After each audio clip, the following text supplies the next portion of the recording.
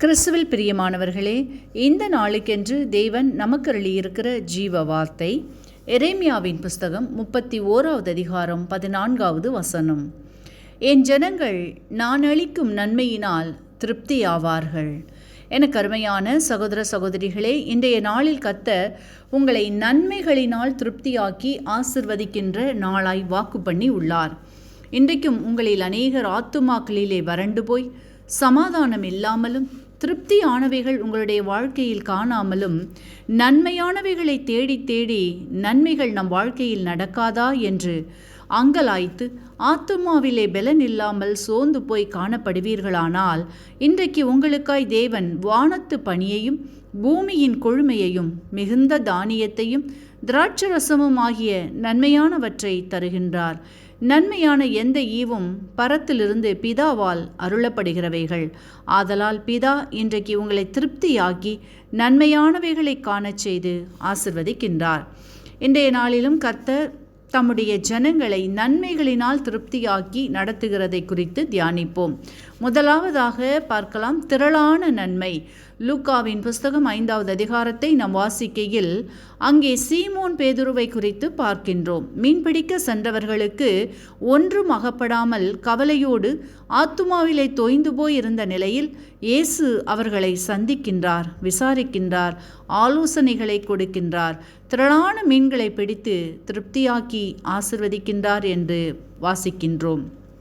இன்றைக்கும் உங்களுடைய வாழ்க்கையிலும் நீங்கள் எடுக்கின்ற முயற்சிகளில், பிரயாசங்களில், சந்திக்கின்ற மனிதர்களில், பணியிடங்களில் எல்லாம் உங்களின் பிரயாசங்கள் விருதாவாய் போகிறதே, ஒரு பலனும் நன்மையும் காணப்படவில்லையே, எப்படி நாம் முன்னேறி செல்வது, நம்முடைய பிரச்சனைகளை எப்படி தீர்ப்பது என்றவர்களாய், அவ்வளவுதான், இனிமேல் எந்த நன்மையும் நம்மை தேடி வராது என்று இருப்பீர்களானால், இன்றைக்கு கர்த்தர் உங்கள் இருதயமாகிய நம்பிக்கையின் வலைகளை மீண்டும் விசுவாசமாகிய ஆழ்கடலின் நடுவில் போடும்படி ஆலோசனைகளை தந்து திரளான நன்மைகளை பெற்றுக்கொள்ளும்படி ஆசிர்வதிக்கின்றார். உங்களின் விசுவாசமே உலகத்தை ஜெயிக்கிற ஜெயம் என்பதை இன்றைக்கு நீங்கள் விசுவாசியுங்கள், நன்மைகளை பெற்றுக்கொள்ளுவீர்கள். இரண்டாவதாக, திருப்பிக் கொள்கிற நன்மை. யோபுவின் புஸ்தகத்தை நாம் வாசிக்கையில் அங்கே யோபு பல வழிகளில் சாத்தானால் சோதிக்கப்பட்டு தன் ஆஸ்திகள், உறவுகள், சமாதானம், சந்தோஷம், சரீரத்தின் பலன் போன்றவைகளை இழக்கும்படியாக நேரிடுகிறது.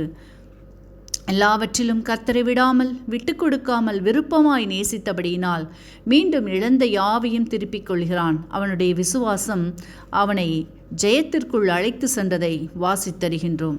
இன்றைக்கும் எனக்கு அருமையானவர்களே, உங்களுடைய வாழ்க்கையிலும் பல நன்மைகளை, ஆசிர்வாதங்களை நீங்கள் இழந்து அவைகளினால் ஆத்துமாவிலே வியாகுலத்துடன் நம்பிக்கையற்ற நிலையில் வேதனைகளோடு காணப்படுவீர்களானால், இழந்த யாவற்றையும் நீங்கள் திரும்ப பெற்றுக்கொள்ளும்படி இன்றைக்கு கர்த்தர் உங்களை ஆசிர்வதிக்கின்றார், ஆத்துமாவை தேற்றுகின்றார்.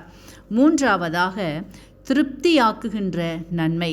ஏசாயாவின் புஸ்தகம் 38வது அதிகாரத்தை நாம் வாசிக்கையில் அங்கே எசேக்கியா ராஜா வியாதிப்பட்டு மரணத்துக்கு ஏதுவாயிருக்கையில் எசேக்கியா கர்த்தரை நோக்கி அழுது விண்ணப்பம் பண்ணி, நினைத்தருளும் கர்த்தாவே என்று தன் ஜீவனுக்காய் அழுது கூப்பிடுகையில் கர்த்தர் விண்ணப்பத்தை கேட்டு கண்ணீரை கண்டு, இதோ உன் நாட்களோடே 15 வருடம் கூட்டுவேன் என்று சொல்லி ஆயுசு நாட்களை திருப்தியாக்கி ஆசிர்வதிக்கிறதை வாசித்தருகின்றோம்.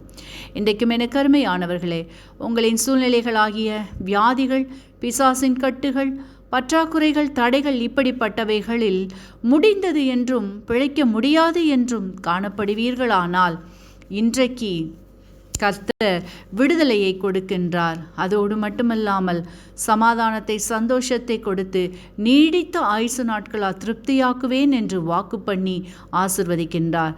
கர்த்தர் வார்த்தையை விசுவாசியுங்கள், அற்புதங்களை காண்பீர்கள். இன்றைக்கும் இந்த வார்த்தைகளை கேட்டுக்கொண்டிருக்கின்ற உங்களில் யாரேனும் உங்களின் பாவங்களுக்காக மரித்து உயிர்த்தெழுந்த இயேசுவை அறியாமலும் விசுவாசியாமலும் இருப்பீர்களானால், இன்றைக்கு உங்களை ஒப்புக்கொடுத்து விசுவாசியுங்கள். உங்களின் பாவங்களும் மன்னிக்கப்பட்டு விடுதலையாகி ஆசிர்வதிக்கப்படுவீர்கள். இந்த வார்த்தைகள் மூலமாக கர்த்தர் இன்று உங்களை ஆசிர்வதிப்பாராக. ஆமேன்.